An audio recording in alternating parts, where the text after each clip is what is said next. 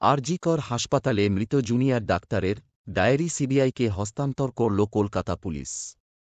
নির্যাতিতা মৃত চিকিৎসকের ডায়েরি লেখার অভ্যাস ছিল। এমনকি ঘটনার আগেও নাকি ডায়েরি লিখেছিলেন বলে খবর। কিন্তু কোথায় সে ডায়েরি? গত কয়েকদিন ধরেই খোঁজ চালাচ্ছিল সিবিআই।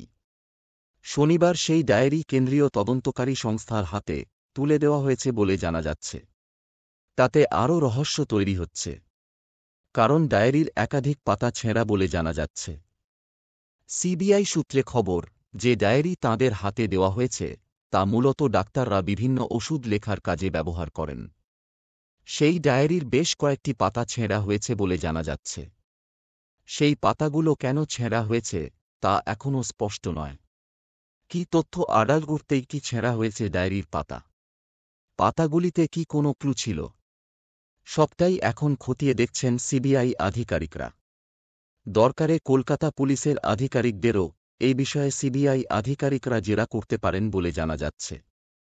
যদিও ঘটনার পর থেকেই টালা থানার ওসি সহ একাধিক পুলিশ আধিকারিককে জেরা করেছেন সিবিআই আধিকারিকরা। এমনকি শনিবার দফায় দফায় আর.জি. কর পোস্টের কলকাতা পুলিশ আধিকারিকদেরও জেরা করেন। তদন্তে বেশ কিছু তথ্য পাওয়া গিয়েছে বলেই খবর। আর এর মধ্যেই সামনে একেবারে ডায়েরি রহস্য। অন্যদিকে ধর্ষণ করে খুনের ঘটনায় ধৃত সঞ্জয় একাধিক প্রশ্নের উত্তর লুকিয়ে যাওয়ার চেষ্টা করছেন বলে অনুমান সিবিআইয়ের। সকাল থেকে বিভিন্ন দলে ভাগ হয়ে সঞ্জয়ের বিভিন্ন ঘাঁটিতে তল্লাশি চালান তদন্তকারীরা।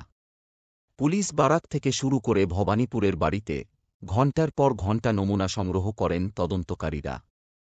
সেই সমস্ত নমুনা এবং তথ্য সামনে রেখে সঞ্জয়কে জেরা করবে সিবিআই, এমনটাই খবর।